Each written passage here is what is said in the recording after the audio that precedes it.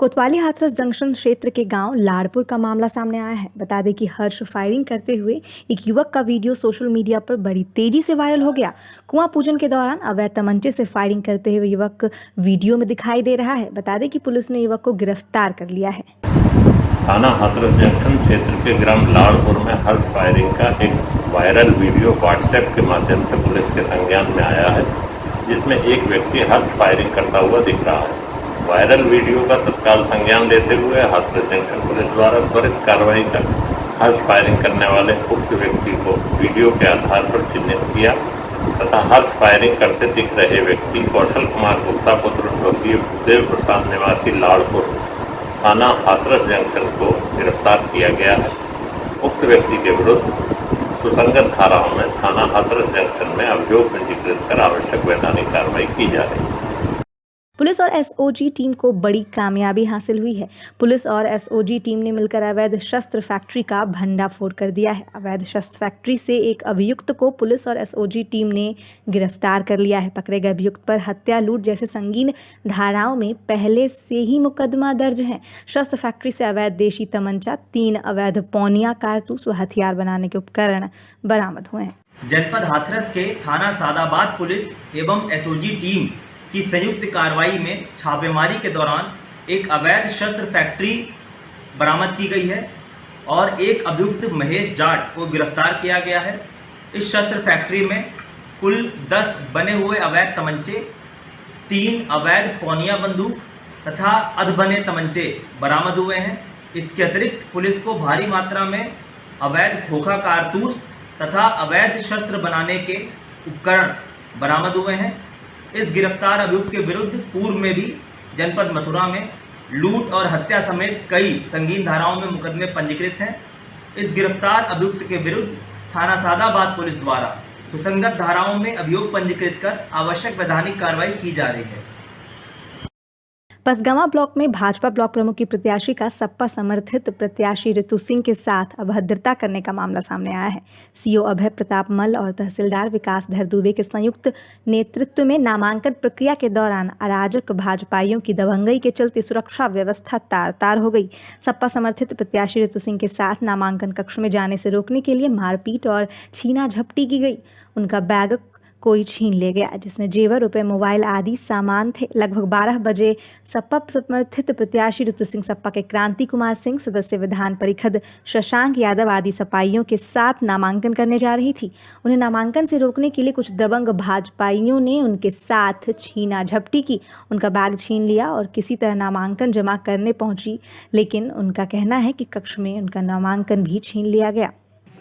भैया, आप मीडिया कर्मी वहाँ पे मौजूद थे और इसे लोकतंत्र की गुंडागर्दी नहीं बल्कि खुलेआम गुंडों का साम्राज्य कहेंगे, जहां पर एक भाजपा की राष्ट्रीय उपाध्यक्ष, लोकल विधायक लोकेंद्र सिंह और सांसद रेखा वर्मा की मौजूदगी में जिस तरीके से प्रत्याशी की साड़ी फाड़ दी गई, पूरी साड़ी उतार ली गई, उसका आरओ के सामने जब वो पर्चा दाखिल कर रही थी वहां मारपीट करके उसका पर्चा छीन करके फाड़ दिया गया।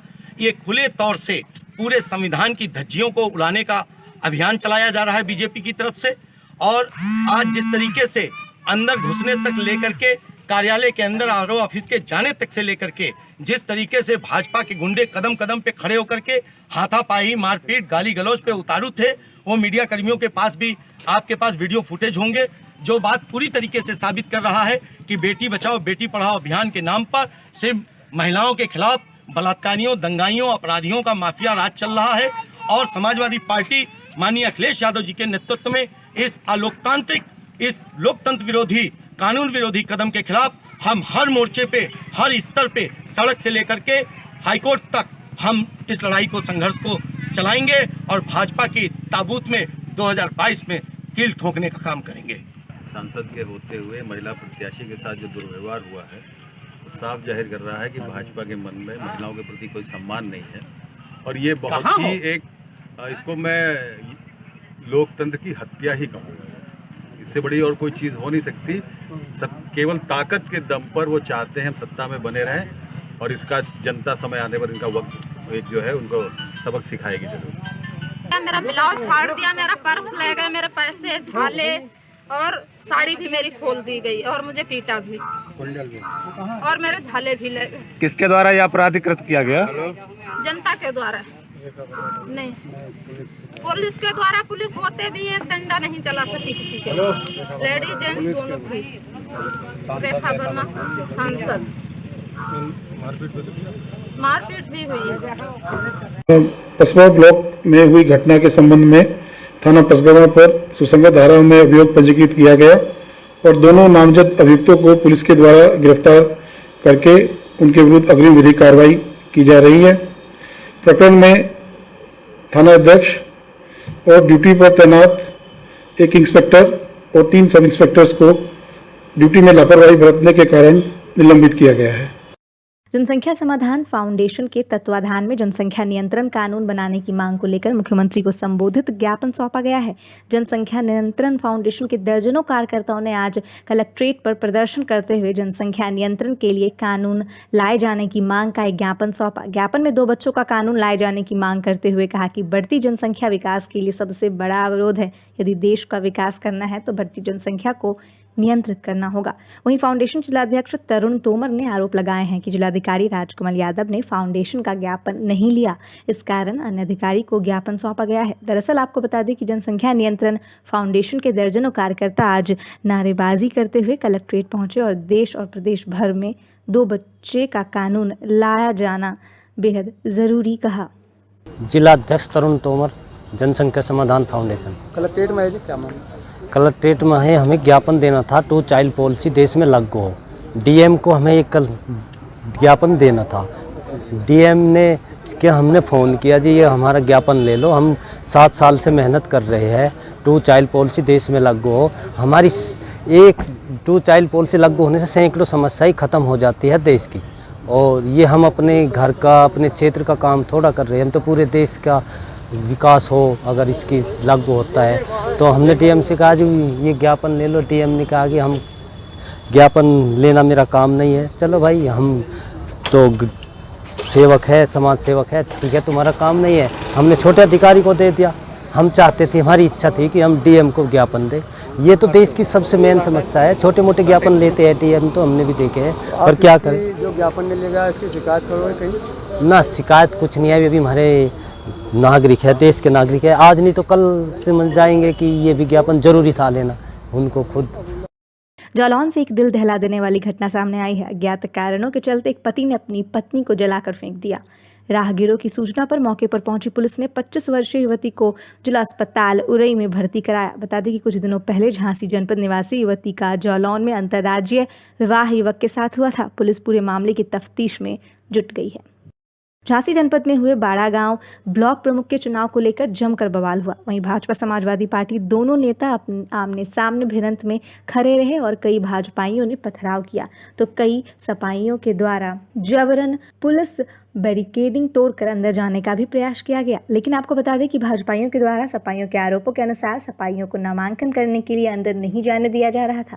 इसी बात को लेकर पथराव हुआ था। लड़ने का हर व्यक्ति को अधिकार है, संविधान में ये अधिकार दिया गया है, लेकिन इतिहास में पहली बार उत्तर प्रदेश की सरकार ने जिस तरीके से किया है कि एक तरफ भारतीय जनता पार्टी के लोग गुंडागर्दी कर रहे हैं, वहीं शासन प्रशासन उनकी मदद करने के लिए पूरी तरीके से उनके साथ खड़ा है। यहाँ तक कि लाठी डंडे लेकर के भारतीय जनता पार्टी के लोगों ने समाजवादी पार्टी के कार्यकर्ताओं का रास्ता रोका।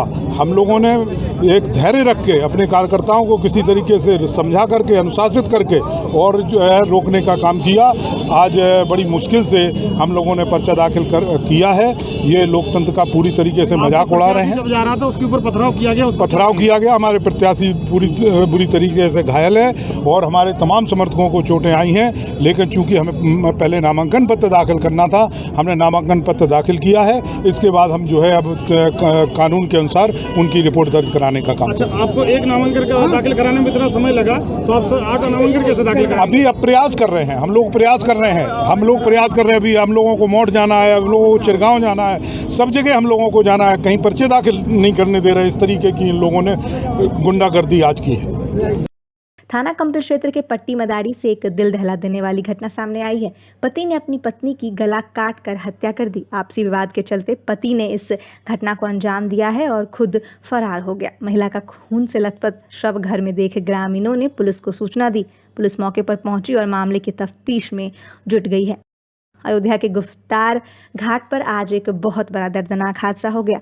आगरा के शास्त्रीपुरम इलाके के रहने वाले अशोक गोयल के परिवार के 9 सदस्य सरयू नदी के बहाव में बह गए, जिसमें से अब तक 6 लोगों का शव निकाला जा चुका है और 3 लोगों की तलाश जारी है। दरअसल शास्त्रीपुरम के ए ब्लॉक के रहने वाले अशोक गोयल, जिनका दौना पत्तल का कारोबार था और सिकंदरा सब्जी मंडी में आढ़त की दुकान थी, बीती रात अपने बेटे बेटियों और दामादों के साथ अयोध्या दर्शन करने गए थे और आज गुफ्तार घाट पर स्नान करने जैसे ही पहुंचे तो घाट से थोड़े आगे चलकर सरयू में उतर गए और जब 4 लोग तेज बहाव में बहने लगे तो उनको बचाने आए परिवार के सदस्य भी डूबने लगे। ऐसे में 12 में से 9 लोग डूब गए और 3 लोगों को स्थानीय लोगों ने निकाल लिया है और अभी तक 6 शव निकाले जा चुके हैं और 3 की तलाश जारी है। अयोध्या घूमने चल रहे हैं, 2 परिवार आए थे, मतलब 4 परिवार थे, 2 गाड़ी में आए थे। हम सरयू घाट पे आए थे, हमने अयोध्या पर घूम के जाएंगे, बोले कि नहीं एक और गुप्त घाट है वहाँ पे चले जाओ। नाप करके फिर हम यहाँ पे आ गए। यहाँ पे आ गए, नाप हमने छोड़ दी। फिर पूजा वो बोले कि यहाँ पूजा होती है, मंदिर है वो सीताराम जी का, एक और मंदिर था, दोनों मंदिर के दर्शन करे। फिर बोले चलो इधर घूमे आते हैं।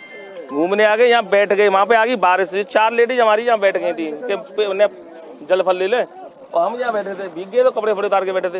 एकदम वो फिसले तो हमने ये क्या हुआ, एक लग गई, फिर दूसरी लग गई, तीसरे लगते फिर चले गए। फिर हम उसके देखते रहे। कितने लोग थे? हम 15 थे, लेकिन 12 चले गए। 3 हम साइड से बह के साइड से आ गए थे। एक बंदा आ गया था, उसने हमारा हाथ खींच लिया। कौन लोग थे जो बहे?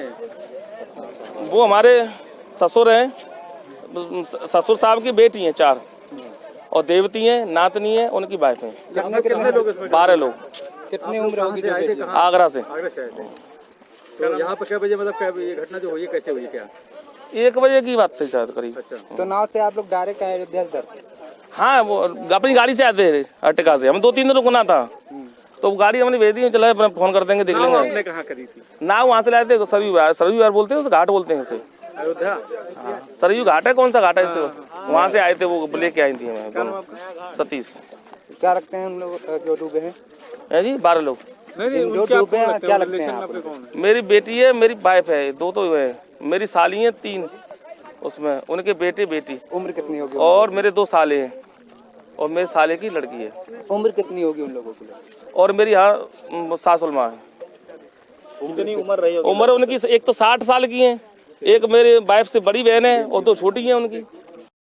दरअसल मामला जनपद मुजफ्फरनगर के खतौली कोतवाली क्षेत्र के सफेदा रोड का है, जहां पर पुलिस ने मुखबिर की सूचना पर 2 वाहन चोरों को गिरफ्तार किया है, जिनकी निशानदेही पर पुलिस ने 9 चोरी की मोटरसाइकिल बरामद की है। वहीं पुलिस ने पकड़े गए दोनों वाहन चोरों से एक 315 बोर का तमंचा व कारतूस भी बरामद किया है। बताया जा रहा है कि दोनों चोर बड़े ही शातिर किस्म के चोर हैं और आसपास के राज्यों में मोटरसाइकिल चोरी कर बेचने का काम करते हैं। देखिए, ये क्राइम ब्रांच मुजफ्फरनगर और प्रभारी निरीक्षक खतौली श्री यशपाल सिंह की संयुक्त टीम के द्वारा एक वाहन चोरों के गैंग को पकड़ा गया है, जिसमें 2 अभियुक्त नईमुद्दीन और साबेज गिरफ्तार किए गए हैं, जिनकी निशानदेही पर 9 मोटरसाइकिलें बरामद की गई हैं। ये बहुत ही शातिर गैंग है। इनके 2 साथी फरार हैं, जिनका बड़ा लंबा चौड़ा आपराधिक इतिहास है। पूर्व में भी खतौली पुलिस द्वारा 12 मोटरसाइकिलें बरामद की जा चुकी हैं और निश्चित रूप से ही इस बरामदगी से खतौली और आसपास वाहन चोरी में कमी आएगी। इसमें 2 मोटरसाइकिलें लिंक हो गई, एक दिल्ली से चोरी की है और एक मुजफ्फरनगर सदर बाज़ार थाने की चोरी की है। ये गैंग पूरे NCR में सक्रिय है। किस तरह से चोरी को अंजाम देते थे? किस तरह की घटना थी? ये क्या करते थे, इनका एक चेन सिस्टम है, जिसे जिसने चोरी की वो 1-8 किलोमीटर बाद दूसरे चोर को दे देगा, वहाँ से वो आगे ले जाकर इस गैंग के तार मेरठ शामली तक फैले हुए हैं, जिस पे हमारी टीम, क्राइम ब्रांच की टीम और खतौली पुलिस की टीम संयुक्त रूप से काम कर रही है। झांसी के ककरवई थाना अंतर्गत ट्रैक्टर पलटने से दर्जनों लोग घायल हो गए, जहां एक की मौत हो गई। ट्रैक्टर के अगले पहिया का स्पैंडल टूटने से ट्रॉली सहित ट्रैक्टर खाई में पलट गया, जिसमें कई लोग गंभीर रूप से घायल हो गए हैं। प्राप्त जानकारी के अनुसार ग्राम खमा थाना एरच हॉल निवासी एट जलौन खचोरे अहिरवार के पुत्र देशराज की अभी हाल ही में शादी हुई थी। शादी के बाद ग्राम ठर्रो थाना का करवई के पास स्थित वरियाई माता मंदिर पर नवयुगल के साथ हाथ लगवाने आए हुए थे, जिसमें एक कोटरा सहित ग्राम खमा के भी कई लोग शामिल थे। हंसी खुशी गा बजाकर सभी धार्मिक अनुष्ठान पूरा करने के उपरांत आज शाम करीब 6:30 बजे जब लोग ट्रैक्टर से अपने घर वापस जाने लगे, तभी ट्रैक्टर का अगला पहिया स्पैंडल टूटने से निकलकर फिक गया, जिससे ट्रैक्टर ट्रॉली रोड के किनारे गहरी खाई में पलट गए। ट्रैक्टर ट्रॉली पलटते ही लोगों की चीख पुकार मच गई। शोरगुल सुनकर मंदिर सहित आसपास के लोग दौड़े मौके पर पहुंचे। घटना की सूचना थाना का करवई पुलिस को दी गई। सूचना मिलते ही प्रभारी निरीक्षक अरविंद सिंह यादव व पीआरवी ने पुलिस फोर्स के साथ मौके पर पहुंचकर एम्बुलेंस को बुलाकर घायलों को उपचार के लिए प्राथमिक स्वास्थ्य केंद्र गुरसराय भिजवाया। इस घटना में एक 10 वर्षीय बच्ची की मौत हो जाने की खबर है, जबकि करीब 37 लोग घायल हो चुके हैं, जिनमें से लगभग 10 लोगों के गंभीर रूप से घायल होने पर उन्हें मेडिकल कॉलेज झांसी रेफर कर दिया गया है।